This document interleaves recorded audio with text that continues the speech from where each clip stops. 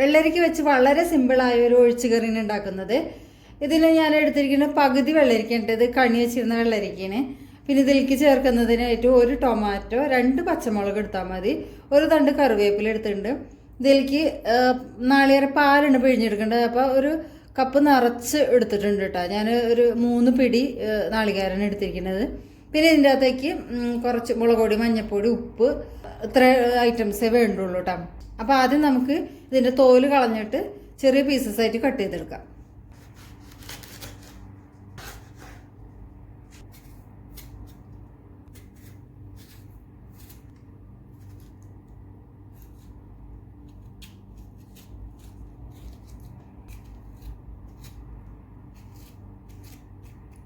ഇത് തോലൊക്കെ കളഞ്ഞ് വാഷ് ചെയ്ത് കൊണ്ടുവന്നിട്ടുണ്ട്. ഇനി ചെറിയ പീസസ് ആയിട്ട് കട്ട് ചെയ്ത് കൊടുക്കാം കേട്ടോ.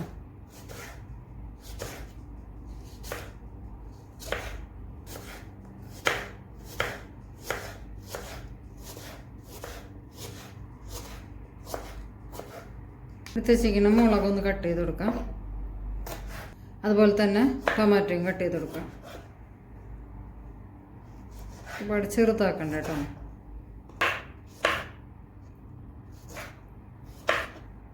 കട്ട് ചെയ്ത് വെച്ച വെള്ളരിക്ക ഒരു കുക്കറിലേക്ക് ഇട്ട് കൊടുത്തിട്ടുണ്ട്. അതുപോലെ തന്നെ പച്ചമുളകും തക്കാളിയും കൂടി ഇട്ട് കൊടുത്തിട്ടുണ്ട്. ഇതിൻ്റെ അകത്തേക്ക് 3/4 ടീസ്പൂണ് ഉപ്പിട്ട് കൊടുക്കാം, 1/4 ടീസ്പൂണ് മഞ്ഞൾപ്പൊടി, 1 ടീസ്പൂണ് നിറച്ച് വേണ്ട കേട്ടോ മുളക് പൊടി ഇട്ട് കൊടുക്കാം. നല്ലോണം മിക്സ് ചെയ്ത് 1/4 ഗ്ലാസ് വെള്ളം ഒഴിച്ച് കൊടുത്തിട്ടുണ്ട്.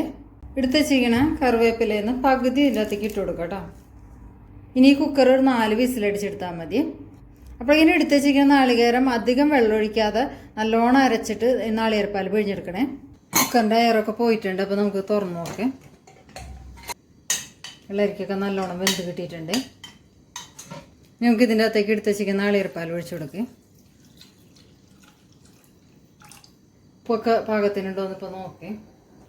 ഉപ്പും എരിവും ചെറിയൊരു ടൊമാറ്റോയുടെ പുളിയും എല്ലാം ഉണ്ട് കേട്ടോ. ഇതിന് ജസ്റ്റ് ഒന്ന് തിളച്ച് വന്നാൽ നമുക്ക് ഫ്ലെയിം ഓഫ് ചെയ്യാം. ഇത് തിളച്ചിട്ടുണ്ട്, നമുക്ക് ഫ്ലെയിം ഓഫ് ചെയ്യാം. ഇതേപോലെ തന്നെ നമുക്ക് കുമ്പളങ്ങയും കറി ഉണ്ടാക്കാം. ഇതിലേക്ക് വറുത്തിടാനായിട്ട് ഒരു പാൻ അടുപ്പത്ത് വെച്ചിട്ടുണ്ട്. അതിലേക്ക് 3 ടീസ്പൂൺ വെളിച്ചെണ്ണ ഒഴിച്ച് കൊടുക്കാം. വെളിച്ചെണ്ണ ചൂടായിട്ടുണ്ട്. ഇതിലേക്ക് 1 ടീസ്പൂൺ കടുക് ഇട്ട് കൊടുക്കുന്നുണ്ട്. കടുക് പൊട്ടി വന്നിട്ടുണ്ട്. ഇതിലേക്ക് നമ്മൾ എടുത്ത് വെച്ചിട്ട് കറിവേപ്പില ഇട്ട് കൊടുക്കാം. ഫ്ലെയിം ഓഫ് ചെയ്ത് ഇതിലേക്ക് ഒഴിച്ചെടുക്കാം കേട്ടോ. ഇപ്പോൾ നിങ്ങൾക്ക് മനസ്സിലായില്ലേ, വളരെ ഈസി ആയിട്ട് നമുക്ക് റെഡിയാക്കി എടുക്കാൻ പറ്റിയ ഒരു കറിയാണ്. നല്ല ടേസ്റ്റ് ഉണ്ട്. എല്ലാവരും ഒന്ന് ട്രൈ ചെയ്ത് നോക്കണേ.